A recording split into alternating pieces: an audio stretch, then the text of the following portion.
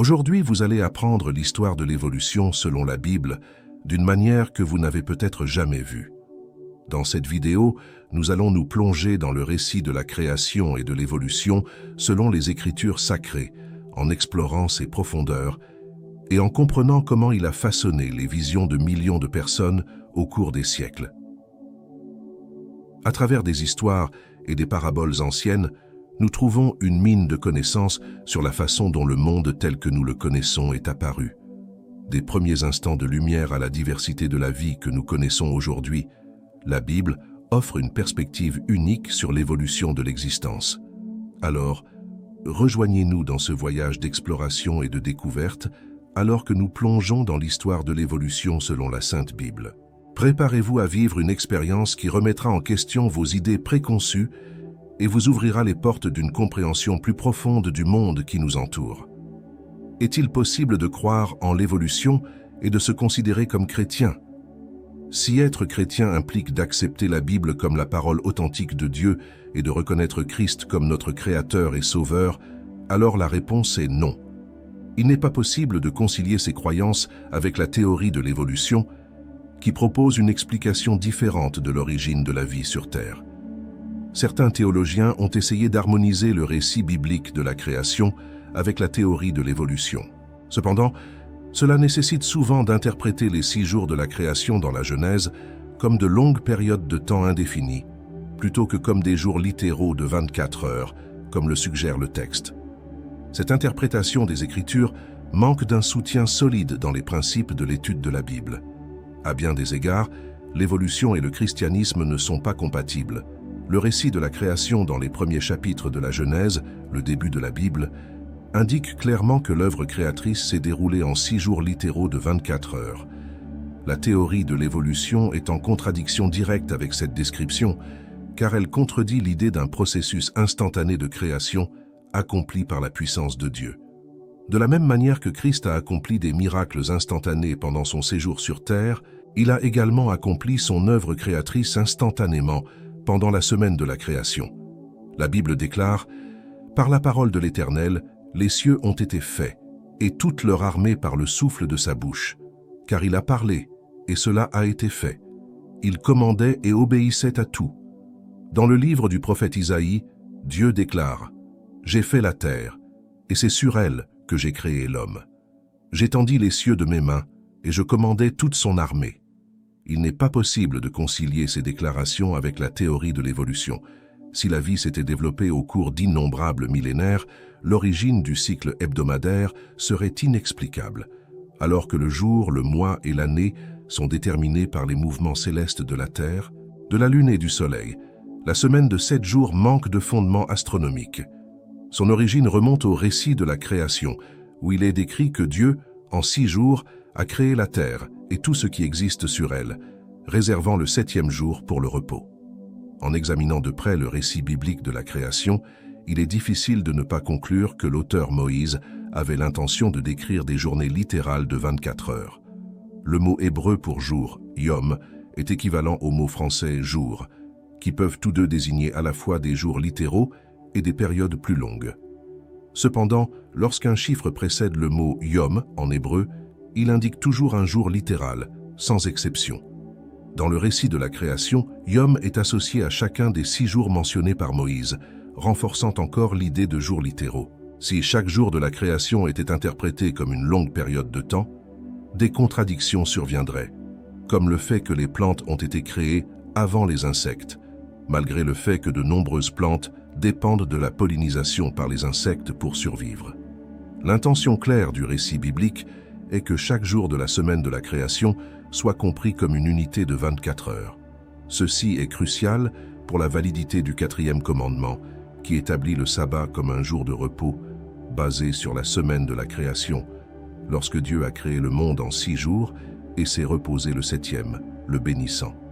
Une vision évolutionniste ne soutient pas l'idée d'un sabbat commémorant un Dieu créateur qui aurait formé le monde en une semaine littérale. L'évolution théiste, qui postule que Dieu a créé par le processus de l'évolution, ne justifie pas la célébration hebdomadaire de la création. Si l'hypothèse de l'évolution progressive des formes de vie vers les humains était valide, Une justification biologique pourrait surgir pour classer certaines races humaines comme plus ou moins avancées, sur la base des progrès évolutifs réalisés par chacune. Cependant, les fondateurs de la nation américaine ont proclamé que tous les êtres humains sont créés égaux, et ils avaient raison.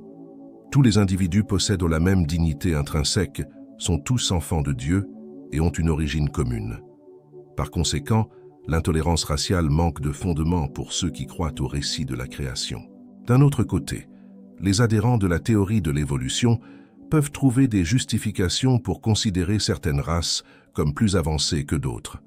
La conception du développement évolutif progressif des êtres vivants, culminant dans l'apparition des humains, présente des défis pour la compréhension du péché et de l'origine du mal. Les archives fossiles offrent de nombreuses preuves de la mort, de la maladie, de la prédation et de la cruauté supposées avoir eu lieu bien avant l'existence d'Adam et Ève et de leur acte de désobéissance. Cependant, la Bible déclare explicitement que Dieu considérait tout ce qu'il a créé comme bon ou très bon. Selon les Écritures, le péché a pris naissance dans le jardin d'Éden lorsqu'Adam et Ève ont désobéi à Dieu, et la mort est présentée comme une conséquence de ce péché. Cependant, si nous considérons que les parasites, les prédateurs, les maladies et la mort existaient avant la création d'Adam et Ève, comme le postule la théorie de l'évolution, alors la mort serait intrinsèquement intégrée dans le plan originel de Dieu. La théorie de l'évolution soulève des questions sur le but de la crucifixion de Jésus. Selon la Bible, la mort est considérée comme la conséquence du péché. Jésus a été crucifié pour expier le péché que nous aurions dû payer. Si le récit de la création, y compris l'origine du péché, n'est considéré que comme un mythe ou une allégorie, la notion même de péché devient ambiguë et par conséquent, la mort de Jésus perd sa nécessité. Les Écritures présentent la mort comme un ennemi, et tout le plan du salut vise à abolir la mort et à restaurer les humains dans le but originel de Dieu de la vie éternelle.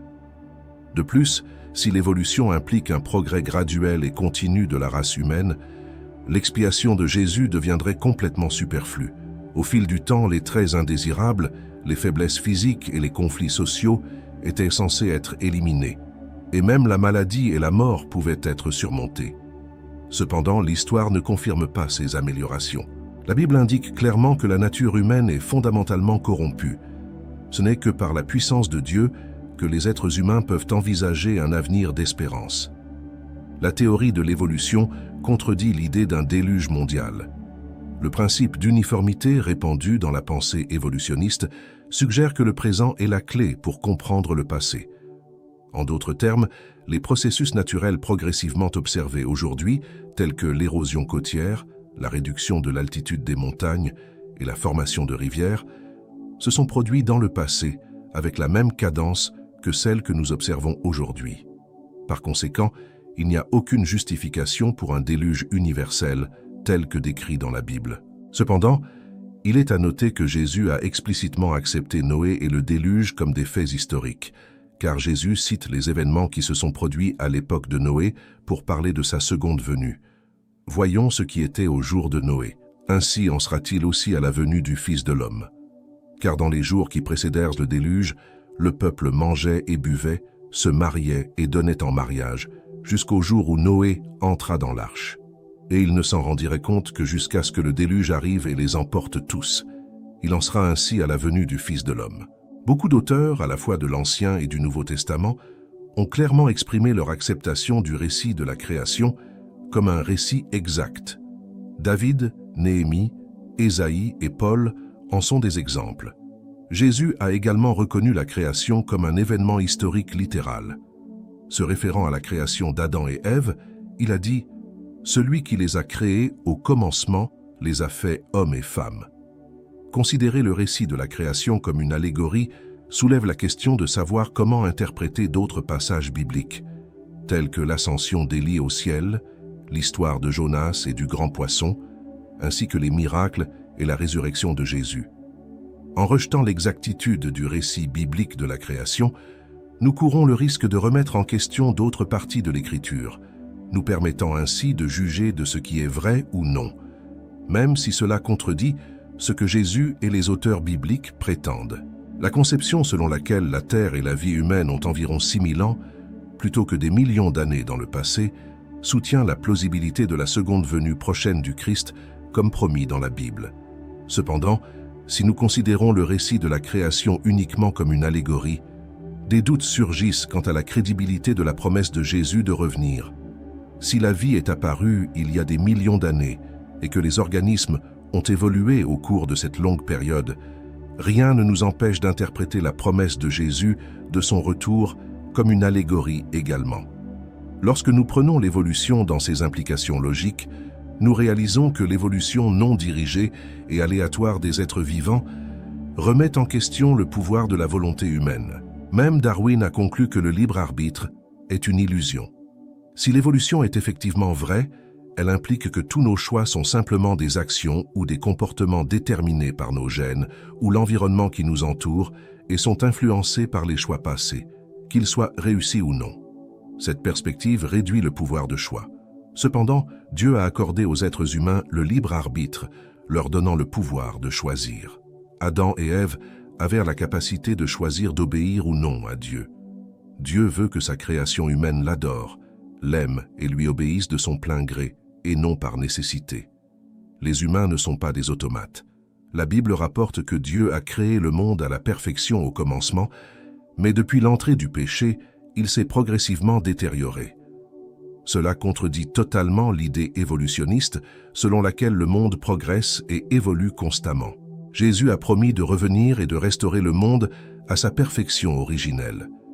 Dieu ne dépend pas du lent processus d'évolution ou de la méthode cruelle de survie du plus apte à créer. En regardant les fleurs, les oiseaux, les arbres et plus encore, nous percevons l'évidence d'un grand Dieu créateur qui nous aime et a créé ces merveilles pour notre bonheur. Il y a beaucoup plus à dire pour démontrer l'incompatibilité entre la théorie de l'évolution et les croyances chrétiennes basées sur la Bible. L'évolution est basée sur l'idée de la survie du plus fort et de la concurrence féroce. Les chrétiens reconnaissent que Dieu est à la fois leur créateur et leur sauveur. Ils croient que Dieu désire le salut de tous ses enfants et attendent avec impatience son retour, car il a promis de mettre fin à la tragédie, à la douleur et au mal présent dans le monde d'aujourd'hui. Pour ceux qui croient fidèlement aux Écritures, ils ne seront pas en mesure de réconcilier la Bible et la théorie de l'évolution pour plusieurs raisons, car la parole de Dieu dit que Dieu a créé toutes choses et qu'elles ne sont pas venues à l'existence par accident. Aussi parce que si c'était un accident qui faisait que l'élément A rencontrait l'élément B, il faudrait que quelqu'un ait d'abord créé ces éléments. Voyons quelle belle déclaration la Bible fait à ce sujet. Par la foi, nous comprenons que l'univers a été formé par la parole de Dieu, de sorte que ce qui est vu n'a pas été fait de ce qui est visible. Nous observons que notre croyance est basée sur la foi, et non sur l'expérimentation, la géologie ou l'archéologie, qui sont des sciences à différents stades de développement évolutif et donc pas toujours capables d'aboutir à des conclusions définitives, car il y a encore des éléments à découvrir par elles. De plus, lorsque nous croyons à la Bible, nous croyons fermement que la création, comme mentionné dans le verset cité, a eu lieu par la parole de Dieu. Alors que Jésus est décrit comme la parole ou la parole de Dieu, il est celui par qui toutes choses ont été faites. Voyons et montrons à tous les hommes quelle est la dispensation du mystère qui a été caché dans les siècles en Dieu, qui a créé toutes choses par Jésus-Christ. Il est l'image du Dieu invisible, le premier-né de toute la création, parce qu'en lui toutes choses ont été créées dans le ciel et sur la terre, visibles et invisibles, trône ou domination, gouvernement ou puissance. Tout a été créé par lui et pour lui. Il existe avant tout ce qui est, et en lui toutes choses tiennent ensemble. La théorie de l'évolution considère qu'un organe sans fonction finira par disparaître, comme on l'observe chez les poissons aveugles qui habitent les rivières souterraines. Alors que beaucoup reconnaissent l'adaptation et la sélection naturelle, il est important de souligner qu'un singe qui perd sa queue ne se transformera pas en humain à cause de cela. Voici le nœud du plus gros problème en essayant de réconcilier la Bible avec la théorie de l'évolution, l'être humain. Si la Bible enseigne que l'homme a été créé à l'image et à la ressemblance de Dieu, quelqu'un qui souhaite également croire en la Bible et à la théorie de l'évolution doit discerner à quel moment de l'histoire cela s'est produit avec le singe supposément évolué. Était-ce quand il a appris à parler et à articuler des pensées sous la forme d'un langage structuré? Certains scientifiques pensent que c'est ce qui distingue l'humain de l'animal irrationnel. Cependant, cela soulève une question. Nous devons alors remettre en question ce que Jésus a dit. Mais dès le commencement de la création, Dieu les a faits hommes et femmes. Jésus mentionne « dès le commencement » et parle d'un couple marié. Accepter la théorie de l'évolution implique d'accepter que l'être humain n'est qu'une autre créature qui, par hasard, a eu la meilleure chance de survivre et d'évoluer jusqu'à ce qu'il atteigne un stade où il pouvait recevoir une communication verbale de Dieu. Cependant, à ce stade, il ne serait plus logique de prétendre que l'être humain est une créature déchue qui est passée d'un état de perfection à un état d'imperfection, car cela serait contraire à la logique de l'évolution. Sans la chute, il n'y aurait pas de péché, et donc il n'y aurait pas besoin que Dieu devienne humain en la personne de Jésus pour venir sur terre et mourir à la place du pécheur. S'il y a un Dieu pour l'évolutionniste, il permettrait simplement à l'homme de continuer à évoluer, car il le ferait très bien par lui-même et n'aurait pas besoin d'une intervention divine. Comme nous pouvons le constater, il est extrêmement compliqué de réconcilier la théorie de l'évolution avec la Bible, car cela nous obligerait à nier la vérité centrale des Écritures, qui est l'incarnation de Dieu. Si l'homme était encore dans le processus d'évolution, il y aurait toujours un doute quant au moment où cela s'est produit. Pourquoi Dieu choisirait-il de s'incarner exactement à ce stade du processus évolutif, et non lorsque l'homme était encore un singe, ou dans le futur, où il pourrait ressembler à un extraterrestre super évolué et communiquer par télépathie? Ces possibilités peuvent être plausibles pour les croyants en bande dessinée, mais pas pour les croyants en Bible. Enfin, si nous supposons que les idées actuellement enseignées dans les universités sur l'évolution sont correctes, quelle garantie avons-nous de croire aux conclusions produites par un cerveau qui est en train d'évoluer à un stade que nous ne connaissons pas? Si nous évoluons effectivement, dans quelques milliers d'années, nous rirons peut-être de la théorie de l'évolution de la même manière qu'un adulte rit des théories d'un enfant de 2 ans, ou que les gardiens de zoo rient des pitreries des singes en cage. Il ne sera jamais possible de réconcilier toute la Bible avec la science et ses théories pour une raison très simple.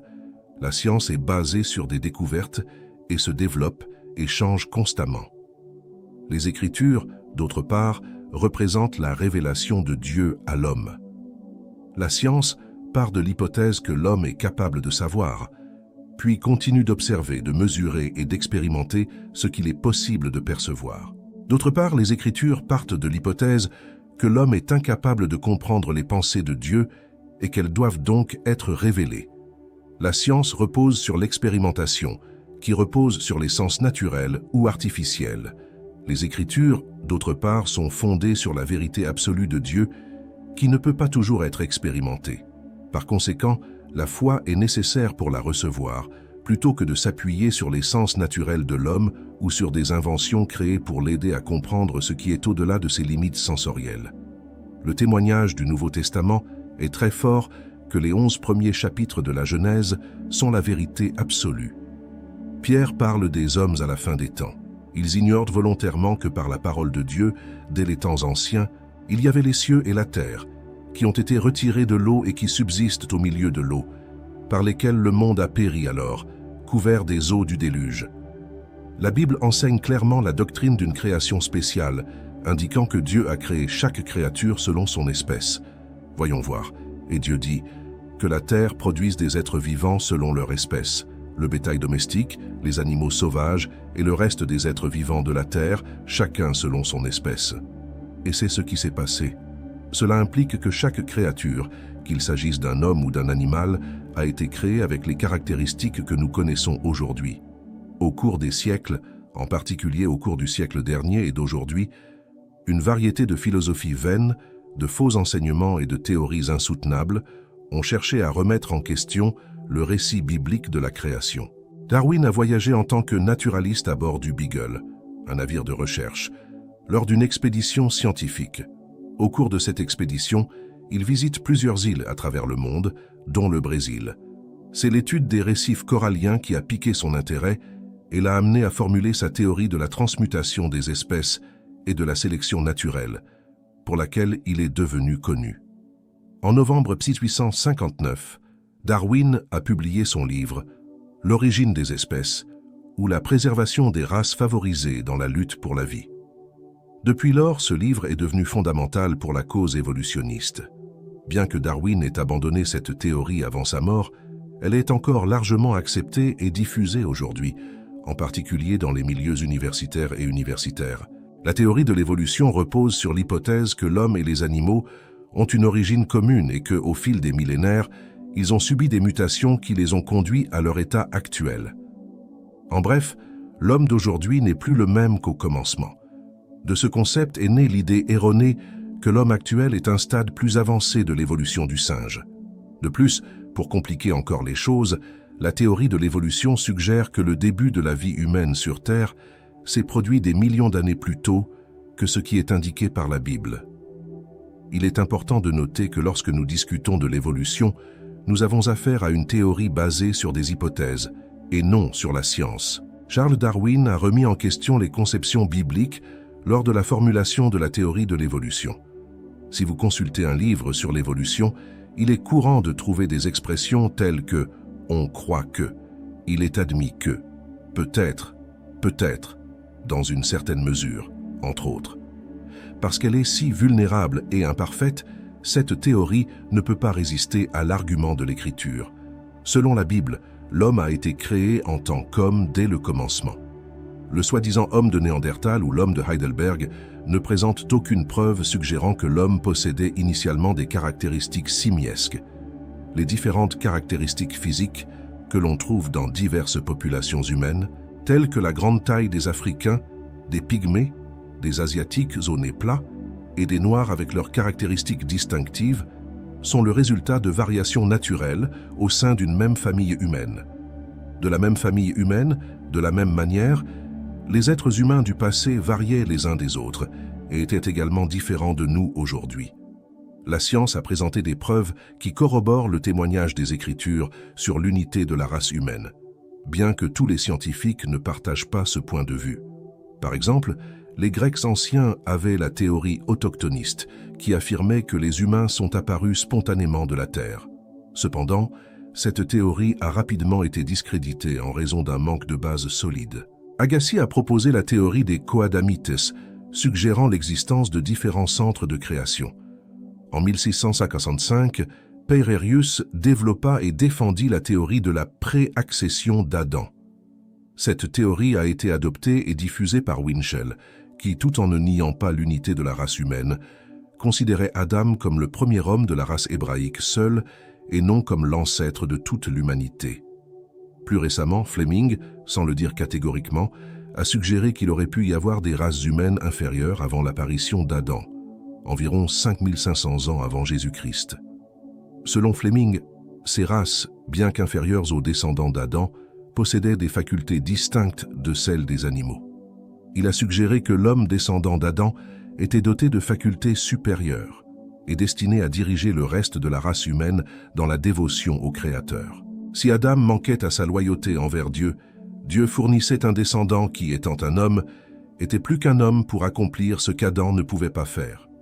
Cependant, Fleming n'a jamais présenté de preuves solides à l'appui de sa théorie.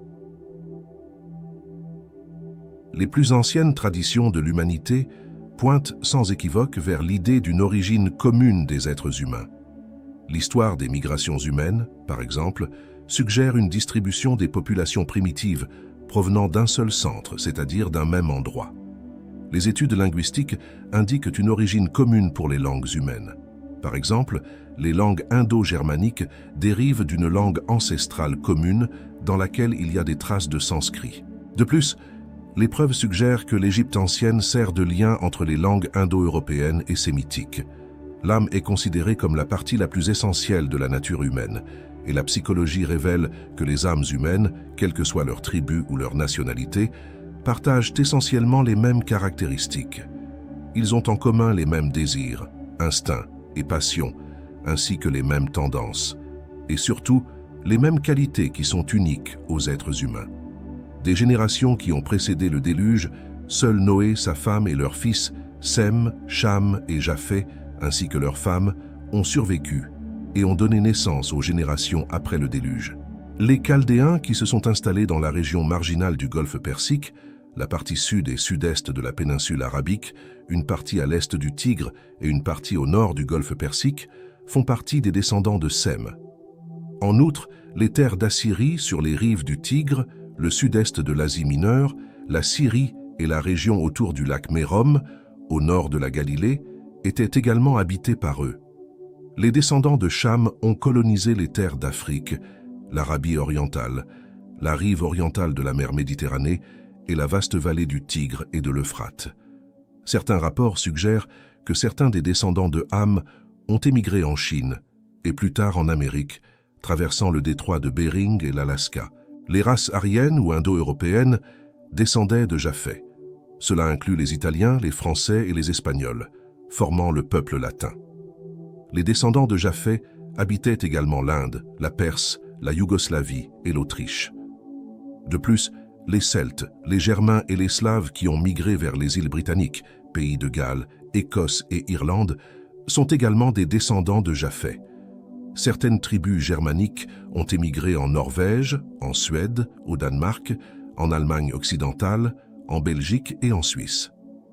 Avant de traiter plus en détail de la création de l'homme, Moïse nous fait connaître le décret divin concernant cette création en ces termes « Faisons l'homme à notre image, selon notre ressemblance ».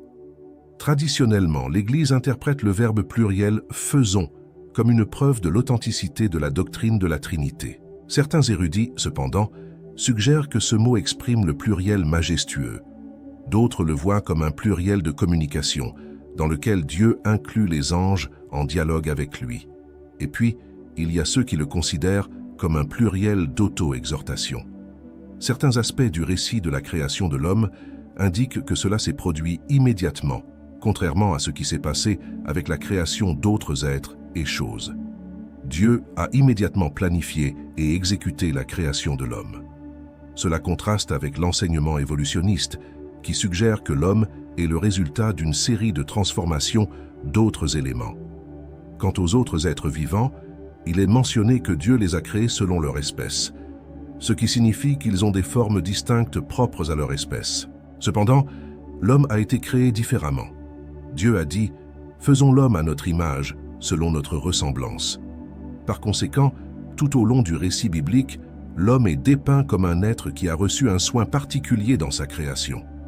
Dans la Genèse, nous observons une nette distinction entre l'origine du corps et l'âme, l'élément spirituel de l'homme.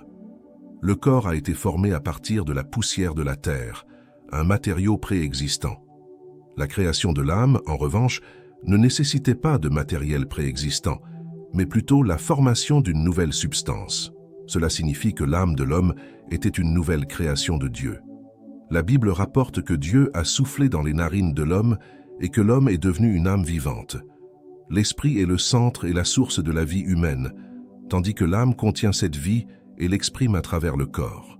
Par conséquent, l'âme est l'esprit incarné. L'âme survit à la mort parce que l'esprit lui donne le pouvoir. Donc l'âme et l'esprit sont inséparables, c'est-à-dire identiques. Selon le livre de l'Apocalypse, l'âme est l'entité spirituelle et incorporelle qui peut exister à l'intérieur ou à l'extérieur d'un corps. Parmi les éléments qui composent l'être humain, le corps est celui dont la Bible parle le moins. Cependant, on sait que le corps humain est l'instrument, le tabernacle, l'atelier de l'esprit. C'est par elle que l'esprit se manifeste et agit dans le monde visible et matériel.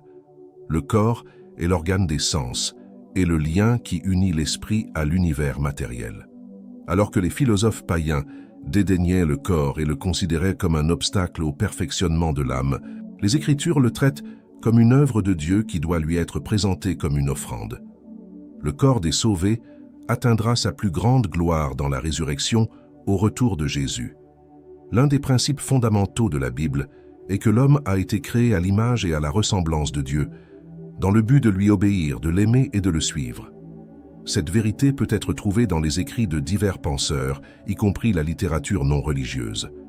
Le mot « homme » vient du latin « homo », qui, selon certains spécialistes, dérive de « humos », terre. En hébreu, la langue originale de l'Ancien Testament, Adam, le nom donné au premier homme, est traduit par « celui qui a pris sa vie d'Adam », c'est-à-dire de la Terre. En avril 1985, le professeur Leia Quinn, chercheuse à la NASA, a surpris la communauté scientifique en affirmant avoir découvert que la vie humaine sur Terre a commencé dans des extraits d'une argile blanche très fine appelée culin, couramment utilisée dans l'industrie.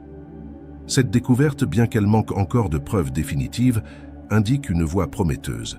Comme l'a dit le Dr Coyne, l'astronome américain Carl Sagan, auteur du livre Cosmos, a approuvé cette théorie comparant l'argile à une usine de vie.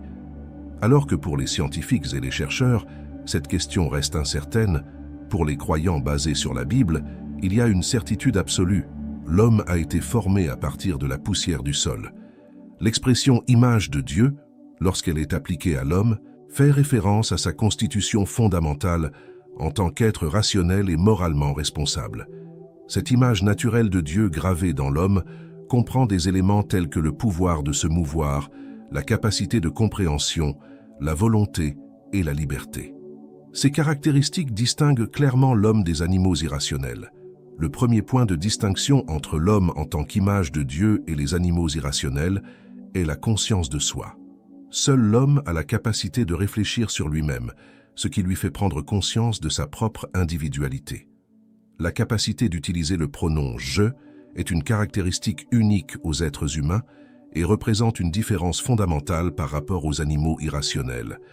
De plus, en tant qu'image de Dieu, l'homme se distingue des animaux irrationnels par sa capacité à penser en concepts abstraits, par la présence d'une loi morale qui guide son comportement dans la poursuite de la perfection, par sa nature religieuse inhérente, par sa capacité à se fixer des objectifs à long terme, par sa conscience de l'intensité de la vie humaine et par la multiplicité des activités qui contribuent au bien commun. Intellectuellement, l'homme reflète l'image de Dieu, car sans cette affinité mentale, la communication entre les deux serait impossible et l'homme ne pourrait pas recevoir la révélation divine. Cette ressemblance, cependant, a été considérablement affectée par le péché.